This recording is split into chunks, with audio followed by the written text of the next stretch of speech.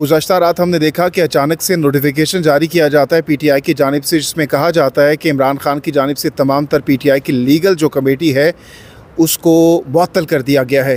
क्या वजह बनी है इसकी, क्यों मुअत्तल किया गया इसको? देखिए वो कुछ समटाइम होता ही था, उनकी पूरा रिकॉर्ड पड़ा हुआ था, वकला अक्सर नहीं भी मिल रहे थे, तो अब सारा कुछ नए सिरे से देखा जा रहा है। तो वो सेंट्रल कमेटी जो वकीलों के खान साहब ने पहले रखी हुई थी उसको डिज़ोल्व किया गया। उसमें हर किस्म के वकील थे, कुछ ऐसे थे जो वर्किंग भी थे, दूसरे भी थे, कुछ पार्टी भी छोड़ गए, लेकिन एनीवे वो सारे ख़त्म हो चुके, अब नया होगा। क्या लतीफ़ खोसा साहब अब असर नो तमाम तर वकला की हायरिंग करेंगे और इसमें शामिल करेंगे? नहीं नहीं नहीं, ऐसी बात नहीं है। वो तो वकील जो पीटीआई के वकील है उनकी एक सेंट्रल कमेटी है, उसका नहीं है। इस जैसे फॉर्मेलिटी इंशाल्लाह ताला 1-2 दिनों में हो जाएगी। तो अब लीड लतीफ़ खोसा साहब आगे करेंगे या जस्ट वही कोयटा वाले केस को लेकर चलेंगे? लतीफ़ खोसा साहब तो अभी फ़िलहाल उसी देख रहे हैं, कोयटा के केस को देख रहे हैं, और जो एतजाज़ साहब की तरफ से पिटीशन फाइल हुई है मिलिट्री कोर्ट्स की, हमें उम्मीद है कि वो मिलिट्री कोर्ट्स वाली पिटीशन कल लग जाएगी सुप्रीम कोर्ट में। ऐसी कोई ख़बर आई है कि कल शायद वो लग जाए, अगर वो लगी तो उसमें भी वो वकील होंगे। आज तोशाखाना केस की समाअत हुई है, क्या कुछ उस समाअत में हुआ और क्या मुस्तकबिल देख रहे हैं तोशाखाना केस का? देखो, तोशाखाना केस में हमारे 4 पिटीशनें हमने फ़ाइल कर दी थी। जज साहब का ऑर्डर कुछ ऐसे कंपोजिट था कि हमें at the same time same order के ख़िलाफ़ 4 पिटीशनें फ़ाइल करनी पड़ी। एक तो ट्रांसफ़र है कि इस जज साहब जो सुन रहे हैं हुमायूं दिलावर साहब, वहाँ से हमारा केस दूसरे जज के सामने ट्रांसफ़र हो।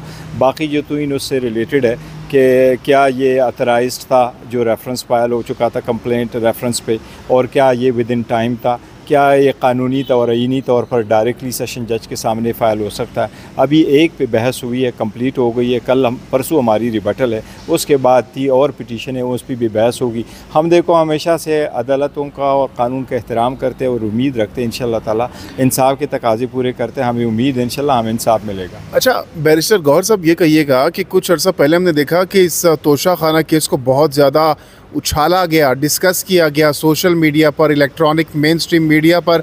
अब इस केस को बहुत ज़्यादा डिस्कस नहीं किया जा रहा, क्या वजह? इंटरेस्ट ख़त्म हो गए? क्यों इसको इतना ज़्यादा डिस्कस नहीं किया जा रहा नून लीग स्पेशली आपके मुखालिफिन की जानिब से? देखिए, इस पर वाकई बहस तो बहुत ज़्यादा हुई, लेकिन जब आपके ट्रायल कोर्ट के सामने ना और सुबह हाई कोर्ट के सामने आ जाओ और आपको स्टे मिला और डे टू डे प्रोसीडिंग्स ना हो रही हो, तो फिर तो इस पर इतनी ज़्यादा डिस्कशन नहीं होती। अगर दोबारा इनका कोई ऑर्डर आ जाता है तो फिर डिस्कशन शुरू हो जाएगी। ये तो आपके मुखालिफिन का इसमें वो तो नहीं फंस रहे थे कि जिसकी वजह से उन्होंने कहा कि भाई हम भी इसमें फंस सकते हैं, क्योंकि वज़राए आज़म ने जो तहाइफ हैं वो तो लिए माजी में।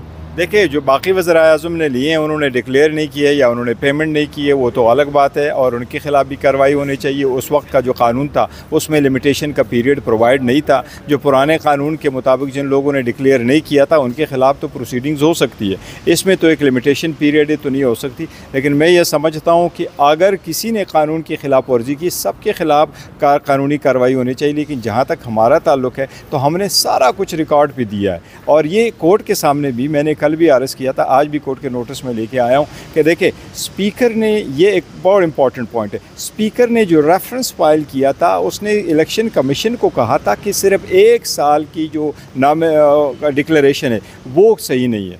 इलेक्शन कमीशन ने कहा 3 सालों के डिक्लेरेशन जो है वो गलत है। जो स्पीकर का केस नहीं था वो भी इलेक्शन कमीशन ने डिसाइड किया।